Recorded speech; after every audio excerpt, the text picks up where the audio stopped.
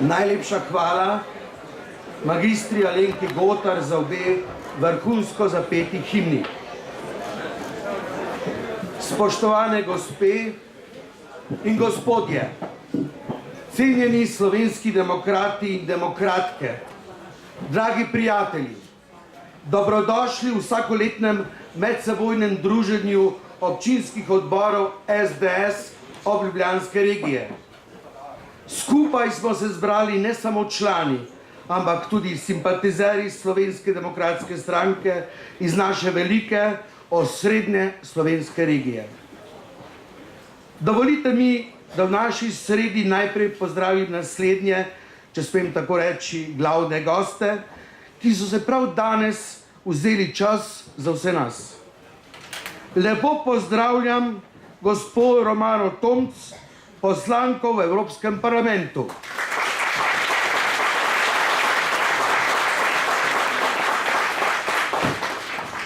Prisrčno pozdravljam gospod Alenko Forte, kandidatko SDS za poslanko v Evropski parlament.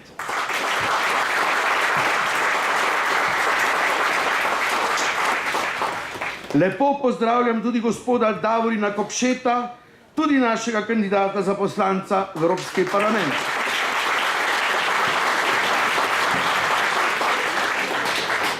Prav lepo pozdravljam tudi vse poslance Državnega zbora Republike Slovenije naše stranke SDS. To je gospod Alenko Jeraj, gospoda Jožeta Tanka, gospoda Andreja Šircla in gospoda Borisa Doblekarja.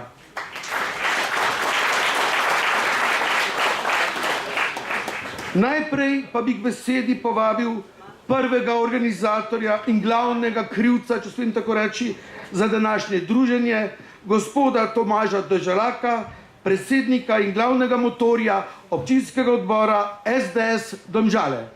Prosim.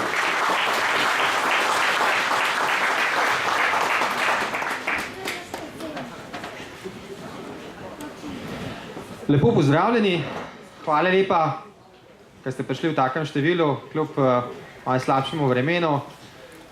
Na začetku bi se rad zahvalil magistri Gotarju, odlično je tole zapela. Jaz predlagam, da ji damo še en aplavz, če se strinjate.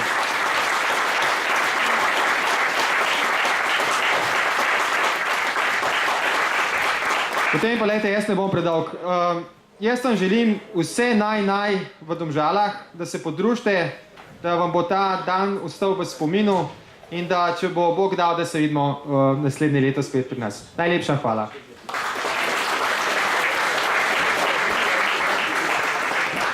Hvala, predsednik našega odbora SDS. Čas, ki je pred nami, tudi pred Slovenci, je čas boja. Čas boja za ohranitev našega ugodnega položaja v svetu. Boja za Evropo, za kakršno smo glasovali na referendumu leta 2003. Za Evropo, evropske civilizacije in kulture, utemeljene na 10 božjih zapovedi in razsvetljenstvu. Na oder bom kmalu povabil, zdaj bi pa vseeno rad nekaj besed povedal. Romana Tomc je izkušena poslanka v Evropskem parlamentu in članica Evropske ljudske stranke, ki pripada Slovenska demokratska stranka. V Evropskem parlamentu je članica odbora za zaposlovanje in socialne zadeve, članica preiskovalnega odbora za preučitev domnevnih kršitev in nepravilnosti pri uporabi prava Unije, povezanih s pranjem denarja, izogibanjem davkov in davčno utajo, ter nadomestna članica odbora za ekonomske in monetarne zadeve. Gospo poslanko Evropsko Romano Tomc, prosim za nekaj besed tukaj na odru. En aplavz.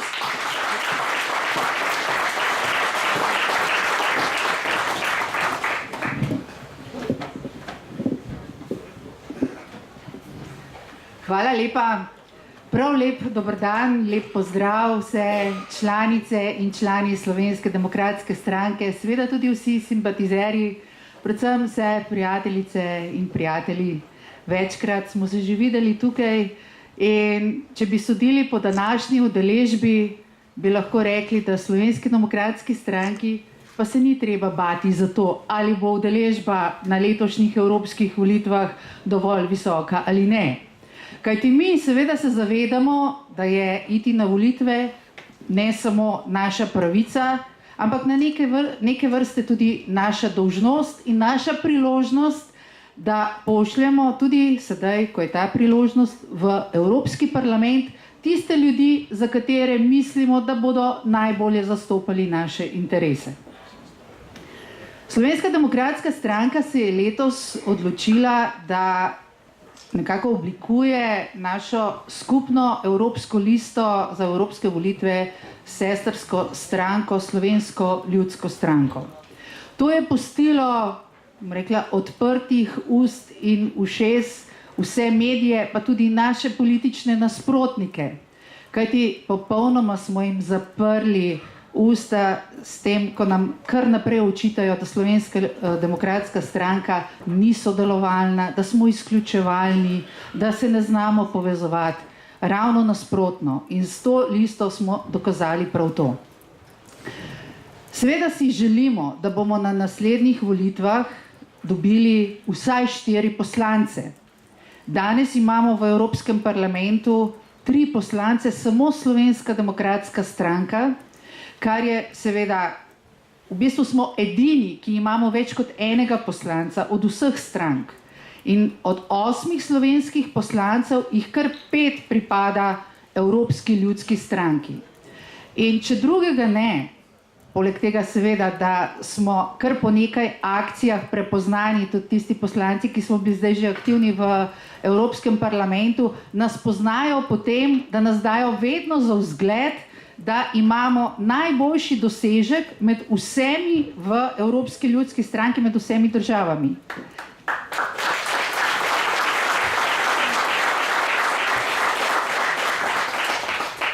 Seveda si želimo, da bomo takšen rezultat ohranili še naprej in kot rečeno, pričakujemo vsaj 4 poslance iz naše liste.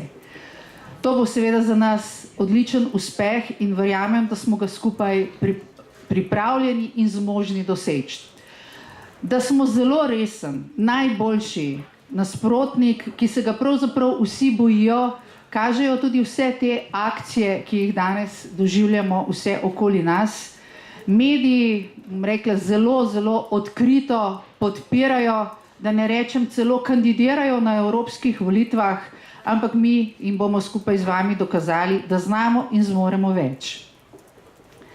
Zdaj pa vseeno, ker smo tukaj danes 3 kandidati za ta evropska mesta, tudi Alenka in Davor sta z mano, bosta potem predstavila svoje delo in svoje poglede na razvoj Evropske unije.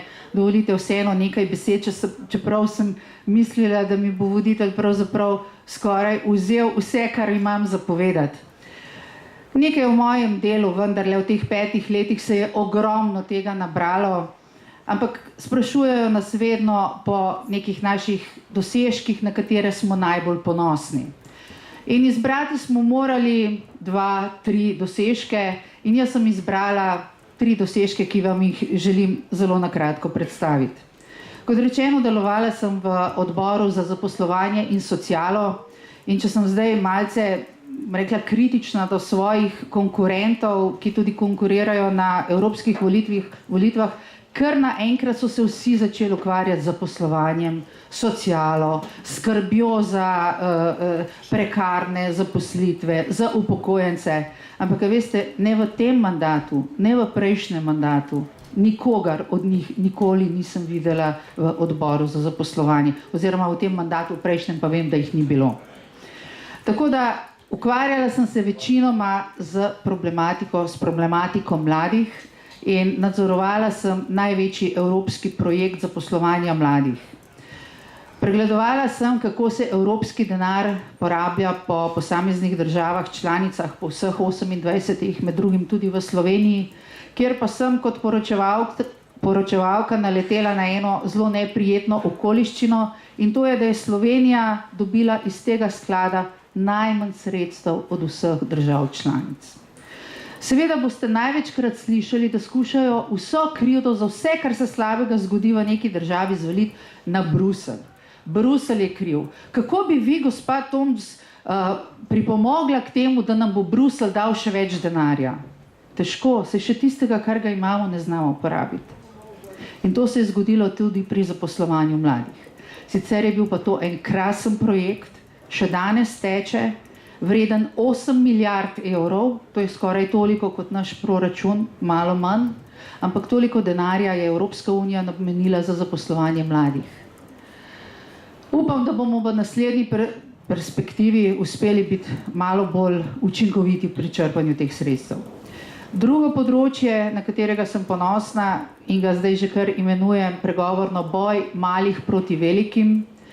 Vedno nam očitajo, vas je malo, 8 vas je, kaj pa lahko naredite? Pa Slovenija je tako nepomembna, pa saj vas tam nobeden pravzaprav sploh ne jemlje resno. A ne, ni čisto tako. Toliko nas jemljajo resno, kot imamo osebne kredibilnosti med 751 poslanci. In jaz lahko rečem, mogoče jih 751 res osebno ne poznam, ampak veliko večino pa. In z veliko večino se dobro razumem. Kar je pripomoglo tudi k temu, da so me podprli pri projektu, kjer sem opozorila Evropsko komisijo na nedopustno dejanje, ki ga je naredila Avstrija, ko je našim otrokom, 10 000 slovenskim otrokom, zmanjšala otroške dodatke. Na začetku so bili seveda vsi presenečeni, kako si mi to sploh drznemo. Avstrija se je uprla, bila sem skoraj na prvih stranih skoraj vseh avstrijskih časopisov, naših pa ne, recimo, ki bi me podprli v tem mojem boju. Avstriji je na pomoč priskočila tudi Nemčija, ki jih je podprla v odboru za zaposlovanje. Ampak jaz sem pa dobila na drugi strani veliko tistih, o katerih sem prej rekla, da jih lahko pokličem, da se z njimi lahko pogovorim, da jih navdušim za svojo idejo, so mi podpisali soglasje oziroma me podprli in zadeva je romala na Evropsko komisijo. Evropska komisija je odločila, da gre za nedopustno diskriminacijo in Avstriji poslala opomin. Avstrija zdaj v procesu, ta postopek se še ni končal, sledi še en opomin, če ne bodo spremenili svoje zakonodaje in potem kazen. Kazen pa je lahko tudi takšna, da bodo morali Avstrijci pač tem otrokom, ki so bili prizadeti, vrniti vse, do česar so bili upravičeni, pa niso dobili. Jaz mislim, da je to, da bolj konkretnega dosežka, pravzaprav, ki bi ga lahko nekdo za svojo državo dosegal, že si kar težko predstavljam. Tretja zadeva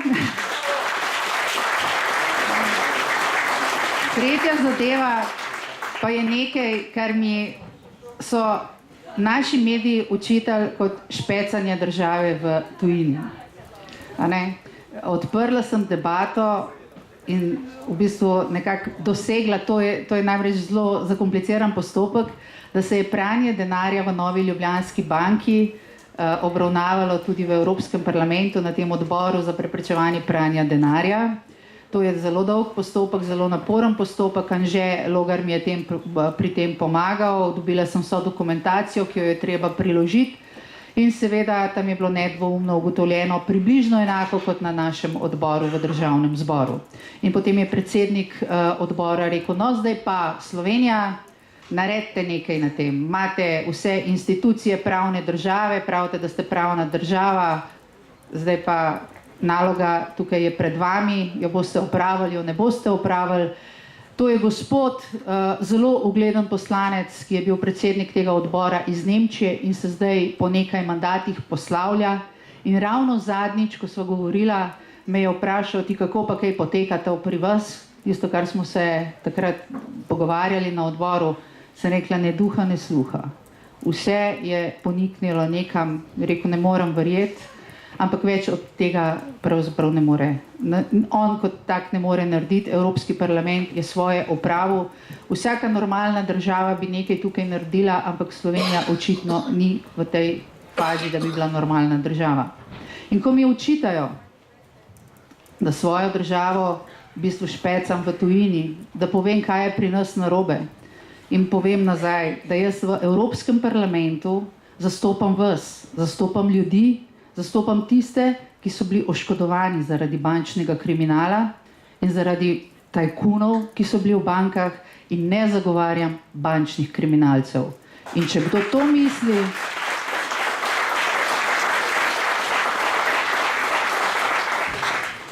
in med mojimi so kandidati za evropske volitve, so tudi taki, ki mislijo natančno to. Da je treba zagovarjati bančne kriminalce in tisto, kar je slabega v Sloveniji, skrit pod preprogo. Tega pri meni ne boste doživeli. Ostala bom, če bom dobila priložnost, da še enkrat pridem v Evropski parlament pri podobnih temah, jo bom pa nadgradila z najmanj eno, ki se mi zdi zelo, zelo, zelo pomembna. V zadnjem času smo se več začeli pogovarjati o tem, kako se Evropa stara, kako je problem demografija, kako so pokojnine slabe, kako pokojninski sistemi razpadajo. Ne samo v Sloveniji, tudi v drugih državah. Ampak v Sloveniji je to še posebej velik problem. In ker je to še posebej velik problem in ker je to tudi moja tema, s katero sem se ves čas ukvarjala, želim, da se tudi na evropskem parketu o tem več pogovarjamo in da dobi evropska raven večjo pristojnost. In to samo z enim namenom. Ne zato, ker želim, da se Evropa bolj vtika v naša življenja, ampak zato, ker želim, da takšne države, kot smo mi, kjer vlade ne naredijo dovolj za to, da bi zaščitile svoje upokojence, da bi jih poklicala na odgovornost, da bi jim predpisala minimalne standarde, ne maksimalne, minimalne standarde, in da bi pravzaprav nadzirala, ali država oziroma vlada res dela tisto, kar govori. Ker zaenkrat pri nas poslušamo samo to, kaj bomo, kako se bo spremenilo, kaj imamo v načrtu in kaj smo zapisali v neke dokumente. Zgodi se pa nič.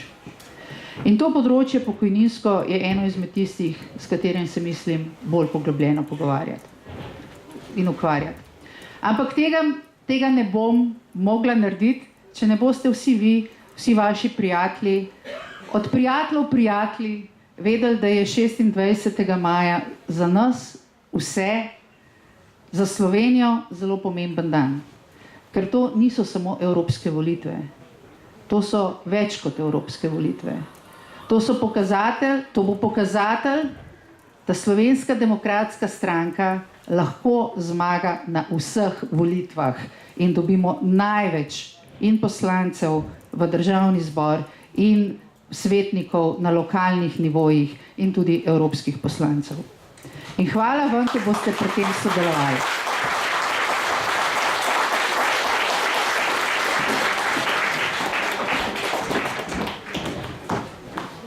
Gospa evropska poslanka Romana Tomc, tukaj pri vas sem prepričan, da 26. maja ne obstaja noben če. Hvala za vse vaše misli.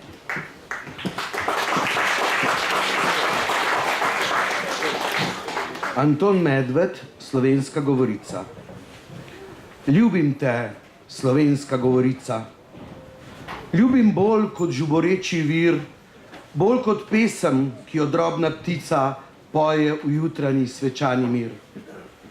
Ljubim te, slovenska govorica, kadar dete tu nabiraš v smeh rožne ustnice, nedolžna lica, kadar vreš iz src prepolnih dveh. Ljubim te, slovenska govorica, kadar te povzdigajo možje, sveta narekujete pravica, neustrašeno za dom srce. Odreveni gibka mi desnica, jezik mi prirasti na nebo, ako te, slovenska govorica, kdaj pred svetom zatajim plašno. Sladka materina govorica, lepa mirno vseh zemskih glasov, mojih misli in čuti glasnica, tvoj obil mi je zadnji blagoslov. Človek v življenju potrebuje cilje. Na poti proti ciljem je pomembno, da ostaneš zvest svojim načelom, da si vztrajen, ne glede na prepreke, ker je volja, je tudi pot. Na letošnjih državno-zborovskih volitvah kandidiram za poslanko. Enako zavzeto, kot sem opravljala svoje zdravniško delo, bom delala tudi kot poslanka. Vaš glas je zame, je glas za boljšo Slovenijo, zagotavlja Alenka Forte. Gospa Alenka Forte, kandidatka za SDS za evropsko poslanko, beseda je vaša.